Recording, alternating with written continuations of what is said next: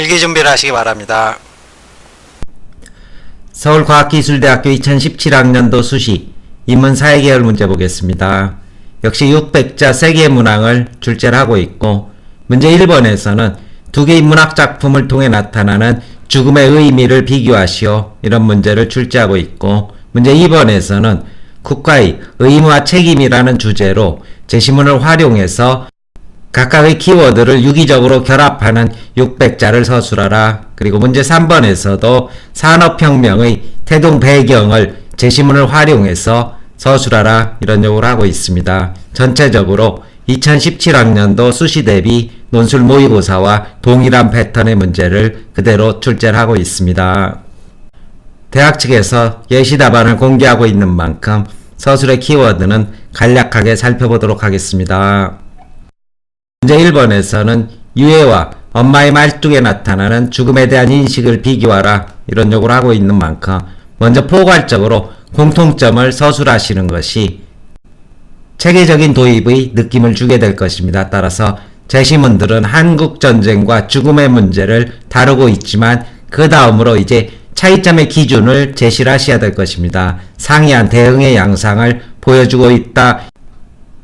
이러한 관점을 토대로 해서 어떻게 대응의 양상이 달라지는지를 먼저 첫 문장에, 즉 제시문 가에서는 역사적 차원에서 수능과 수용을, 그리고 제시문 나에서는 개인적 차원에서 거부와 저항의 양상을 전개하고 있다면, 구체적으로는 제시문 가에서 선임하사는 죽음은 일상적인 역사의 일부분이라고 받아들임으로써 전투에서 총상을 입은 자가 도달하는 삶의 마지막 종착지가 되는 것이다. 소대장에게 불안과 절망 앞에 놓인 삶의 현실을 인식하는 그러한 계기로 작용하게 된다면, 제시문 나에서 어머니는 아들의 죽음을 받아들일 수 없는 거부와 부인의 대상으로 보게 됩니다. 따라서 이것을 받아들이지 못함으로써 끊임없이 되풀이되는 개인적 고통의 순환을 살면서 겪게 되고, 이제 자신의 죽음을 전쟁의 개인적 고통에 대한 저항과 고통의 심리를 표출하는 것으로 이렇게 마무리를 짓게 되는데, 아들의 유해를 뿌렸던 방식대로 자신의 유해를 뿌려달라고 유언함으로써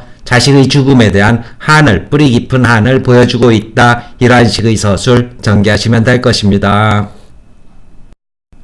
문제 2번에서는 제시문을 활용해서 국가의 존재 이유 및 책무에 대해 서술하라, 이런 요구를 하고 있고, 과기대의 답안을 보게 된다면 먼저 제시문의 순서에 연연하지 않고 유기적으로 결합을 하고 있다는 것입니다. 나를 통해서 포괄적 도입을 한 뒤 가, 다, 라 이런 순서의 전개를 하고 있고, 그리고 제시문이란 말을 아예 배제를 한 채 각 제시문에 핵심적인 어휘를 녹여서 마치 자신이 글을 쓰듯 전개하는 그러한 예시 답안을 선보이고 있는 만큼 수험생들은 이 부분 명심하셔서 답안지에 적용하시기 바라겠고, 먼저 전체적인 구성을 보게 된다면 제시문 나에서는 헌법과 국가의 책무라는 이러한 포괄적인 입장을 제시를 하고 있다면, 제시문 가에서는 리바이어던을 통해서 국가 권력이 왜 필요한지, 그렇지만 제시문 다에서 이러한 국가 권력이 정당성을 갖기 위해서는 어떠한 성격을 지녀야 하는지 정부론을 토대로 압축한 뒤 이제 마지막 매듭에서는 국가가 어떻게 개인의 인권과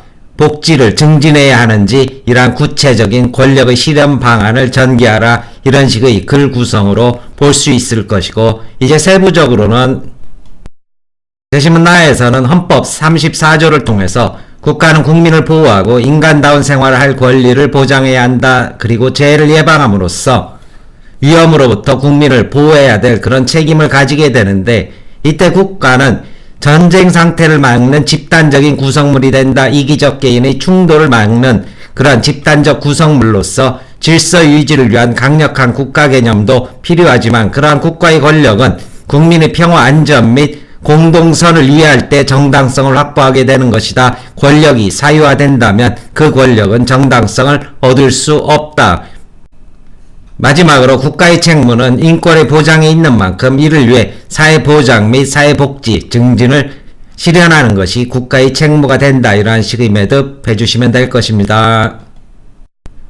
문제 3번에서도 역시 제시문을 유기적으로 활용해서 산업혁명이 가능했던 사상적 배경을 설명하라, 이런 요구를 하고 있는 만큼 전체의 큰 골격을 보게 된다면 먼저 보기를 통해서 도입을 하게 된 뒤, 즉 산업혁명은 비약적인 생산력의 증대를 가져왔다. 여기에는 경제, 철학, 과학, 정치 등 여러 영역에서 나타난 합리적 사고방식이 종합적으로 작용을 한 결과이다. 먼저 제시문 가에서는 베이컨과 과학적 방법론을 보여주고 있는데, 관찰과 실험을 통해 얻은 경험에 의존해서 새로운 지식을 수립하는 이러한 엄밀성을 추구하게 되고, 이와 함께 철학에서는 데카르트가 이성주의를 강조하면서 중세의 신적 세계관에서 벗어날 수 있었다. 확고한 지식의 토대 위에서, 즉 이성적 사유를 토대로 한 지식의 토대 위에서 논리적으로 지식체계를 구축하는 이성주의가 주장되었으며, 이러한 노력들은 결국 인식의 전환을 초래하게 되는데, 천동설과 같은 중세의 전통적 사고체계에 대한 발상의 전환을 통해서 엄밀하고 객관적이고 합리적인 그러한 사유의 과정과 개발 과정이 계속 자리잡게 되었고, 이러한 모든 것들은 결국 계몽사상을 통해서 사회적으로 확산되었는데, 자연에 대한 지식 영역을 넘어서 사회개혁 또는 정치개혁의 영역까지 확대됨으로써 사회 전반의 진보에 대한 믿음을 대중들에게 확산시킬 수 있었고, 여기에는 바로 합리성이 자리잡게 된다. 결국 합리적이고 과학적 사고방식이 전 사회적으로 확장됨으로써 산업혁명을 가능하게 하는 사상적 토양을 이루게 되었다. 이러한 식의 답안 전개를 유기적으로 연결서술 해주시면 될 것입니다. 답안 전개 보겠습니다. 대학 공개 답안입니다. 문제 1번입니다. 가와나는 모두 한국전쟁과 연관된 죽음을 이야기한다. 그러나 죽음에 대한 인식은 다르게 나타난다. 가에서 선임하사는 죽음을 전쟁에서 벌어지는 일상적인 역사의 일부분이라고 말하며 담담하게 받아들인다. 그는 전투 중에 적을 사살하며 희열을 느꼈던 사람으로 자신이 총에 맞자 죽음을 자신이 감당해야 할 숙명으로 인식한다. 선임하사에게 죽음은 전투에서 총상을 입은 자가 도달하는 삶의 종착지이다. 그의 죽음은 소대장에게 불안과 절망 앞에 놓인 삶의 현실을 인식하는 계기로 작용한다. 가와 달리 나는 전쟁의 트라우마를 이야기한다. 아들은 어머니 눈앞에서 인민군의 총을 맞고 죽는다. 아들이 죽은 이후 어머니 비극이 시작된다. 어머니는 발작적으로 등장하는 인민군의 환영과 싸우면서 아들의 죽음 장면으로 고통당한다. 어머니에게 아들의 죽음은 이례적인 현상으로 끝나지 않고 끊임없이 되풀이된다. 어머니는 자신의 죽음이 예견되자 아들의 유해를 뿌렸던 곳에 가서 자신이 아들의 유해를 뿌렸던 방식대로 자신의 유해를 뿌려달라고 딸에게 유언한다. 어머니의 유언은 어머니가 자신의 죽음을 전쟁으로 인해 분단된 사회현실에 저항감을 표출하는 도구로 인식했음을 보여준다. 1번의 답안이고, 문제 2번의 답안입니다. 제시문에 대한 언급 없이 제시문의 키워드를 녹여서 서술을 하고 있고, 헌법 34조는 국가가 국민을 보호할 의무가 있다고 명시한다. 모든 국민이 인간다운 생활할 권리를 보장하고 재해를 예방하며 그 위험으로부터 국민을 보호해야 할 국가의 의무는 국가의 존재 이유이다.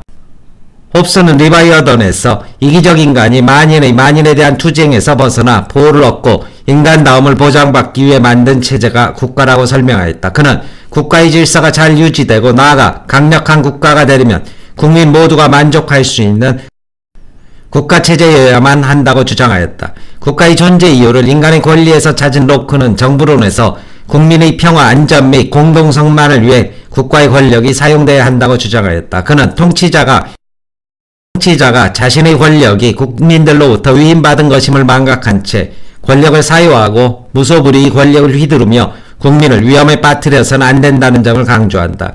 이러한 국가의 존재 이유는 현대 민주주의 국가에서 국가의 책무로 확장된다. 헌법은 인권의 내용뿐 아니라 실제로 인권 존중을 실천하기 위한 국가의 책무를 명시한 문서다. 사회보장 및 사회복지 증진이란 국가의 책무는 국가야말로 실제로 인권 존중을 실현하는 주체임을 가리킨다. 2번의 답안입니다.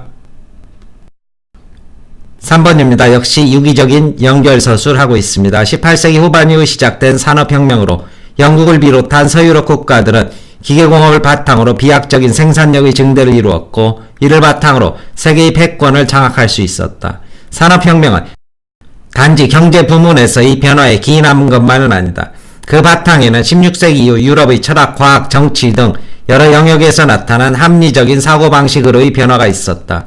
예를 들어 영국의 베이컨은 오직 관찰과 실험을 통해 얻은 경험에 의존해 새로운 지식을 만들어 나가는 과학적 방법을 확립하였고, 대륙의 데카르트는 확실한 지식의 토대 위에서 논리적으로 지식체계를 구축하는 이성주의를 주장하였다. 이를 통해 전동설과 같이 오랜 기간 동안 확고하게 받아들이던 지식을 새로운 관찰 결과로 뒤집는 등 발상의 전환이 가능해졌다. 이러한 사고방식은 18세기 계몽사상가들에 의해 자연에 대한 지식 영역을 넘어 사회개혁 또는 정치개혁의 영역까지 확대되었다. 이성을 중심으로 한 합리적 사고를 통해 사회 전반의 진보를 이룰 수 있다는 믿음이 확고해졌던 것이다. 결국 서유럽의 산업혁명은 합리적이고 과학적인 사고방식이 전 사회적으로 확장된 결과라고 볼 수 있다. 3번에 대한 답안입니다. 설명 마칩니다.